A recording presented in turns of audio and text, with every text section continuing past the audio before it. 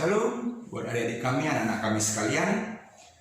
Pada pertemuan kita ini, tutorial yang saya bagikan itu materi pertemuan ketiga. Kamu bisa buka bukunya nanti. Kalau tidak, hanya misalnya mungkin sekarang ini dengan mendengar penjelasan baik secara tatap muka dan juga dari video tutorial ini, bahwa pertemuan ketiga adalah Musa dan Dasatita. Ya, Musa dan Dasatita. Anak-anak kami sekalian, di masa tua Yakub, Yusuf anak kesayangannya ini dijual oleh anak-anaknya yang lain ya, kepada pembeli, dan dibawalah Yusuf ke Mesir. Ya. Dan setelah melewati pengalaman kehidupan yang sangat beragam, tapi selalu menempatkan perintah Tuhan sebagai petunjuk. Saya katakan tadi, selalu menempatkan perintah Tuhan sebagai petunjuk dan jalan hidup. Maka akhirnya ia mendapat jabatan tinggi di istana Mesir. Ya, itu si Yusuf. Ya, dia mendapat jabatan istana yang tinggi karena apa? Karena dia selalu mengandalkan perintah, menjalankan perintah Tuhan. Ya. Dan akhirnya dengan Yusuf tadi perlahan namun pasti akhirnya cukup banyak orang Israel yang berpindah ke Mesir. Kenapa? Untuk mendapatkan kehidupan yang lebih baik, walaupun status mereka adalah budak saat itu. Dan di suatu waktu ya datanglah seorang bayi yang lahir di Mesir, dan dia itu keturunan Israel, yaitu Musa. Ya.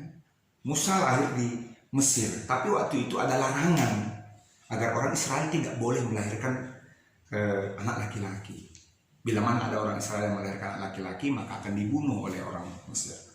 Dan lahirlah si Musa ini. Dan Musa, karena orang tuanya takut dia dibunuh, maka diselamatkanlah dengan cara dia dimasukkan ke dalam suatu keranjang bayi dan dibuang ke sungai. Tetapi ketika dibuang ke sungai, datanglah seorang anak Raja Firaun. Ya, dia mendengar suara tangisan dan dia melihat seorang bayi. Dan bayi itu dibuka, ternyata bayi laki-laki. Maka putri raja itu membawa Musa dan dibawa ke Mesir. Dan di situ dia dipelihara, dibesarkan baiknya seorang keturunan raja. Dan dia menjadi orang yang hebat di Mesir. Tetapi ya namanya juga ada dari dalam hatinya darah orang Israel.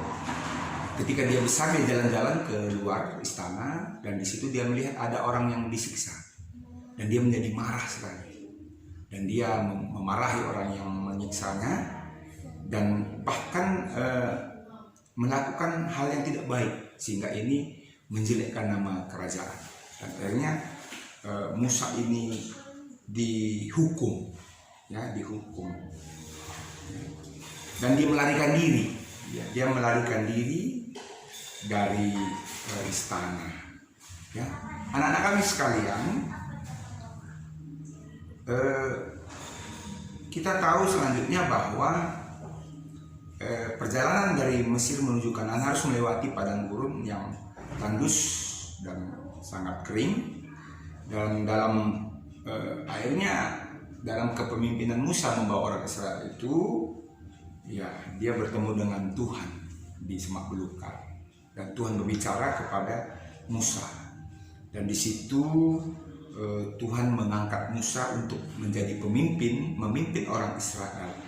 Tetapi agar orang Israel menjadi orang yang disiplin, yang baik, maka Tuhan memberikan Dasatita, 2 loh batu yang tertulis Dasatita kepada Musa di Gunung Sinai.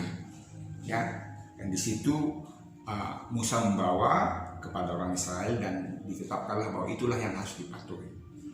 Dan siapa yang mematuhi itu akan selamat, tetapi sebaliknya siapa yang melanggar akan dihukum mati. Begitu kerasnya kedisiplinan yang ada pada waktu itu. Dasatita itu kamu tahu harus hafal, ya. Harus hafal, ada 10.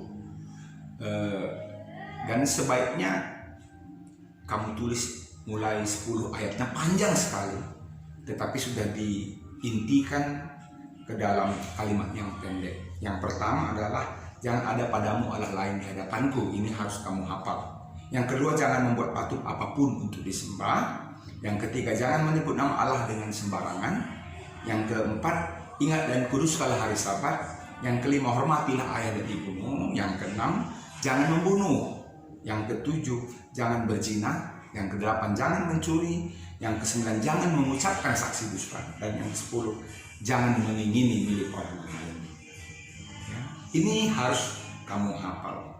Inilah yang disampaikan oleh Musa kepada orang Israel, dan dasar kita yang harus kamu hafal. Walaupun kita bukan orang Israel, tetapi karena kita adalah dalam iman keturunan orang Israel, kita harus menghafal. Dan tidak hanya menghafal, tetapi menjalankannya dalam kehidupan kita setiap hari. Karena ini adalah perintah Tuhan yang berlaku terus menerus sampai sekarang, sampai akhir zaman. Ya. Inilah dasar titah yang harus kamu ketahui. Dan kita melihat bahwa ayat 1-4 itu adalah hubungan kita dengan Tuhan, vertikal. Ya, bagaimana kita menyembah Tuhan dan seterusnya, itu hubungan kita dengan Tuhan. Dan yang 5-10 itu adalah horizontal, hubungan kita dengan sesama manusia. Ini hakikatnya. Dan ini menunjukkan kelengkapan cara hidup yang telah Tuhan berikan kepada orang Israel. Jadi disimpul dalam Matius 22 ayat 37-39, yaitu artinya kasihlah Tuhan Allahmu dengan segenap hatimu, dengan segenap jiwamu, dan dengan segenap akal budimu. Dan yang kedua adalah seperti katakan tadi secara horizontal, kasihlah sesama manusia seperti engkau mengasihi dirimu sendiri. Jadi ada kasih di situ. Ya, semua hukum itu menyatakan tentang kasih kepada Allah dan kasih kepada sesama manusia yang harus kita jalankan. Dan inilah gaya hidup kita selaku orang Kristen, selaku anak-anak ngawan di gereja Batakara Protestan. Engkau penuh kasih kepada Allah dan kepada sesama manusia. Baik, ini materi kita yang ketiga. Semoga dapat berguna bagi kita untuk kita pahami dan menambah iman kita. Bujur, salam.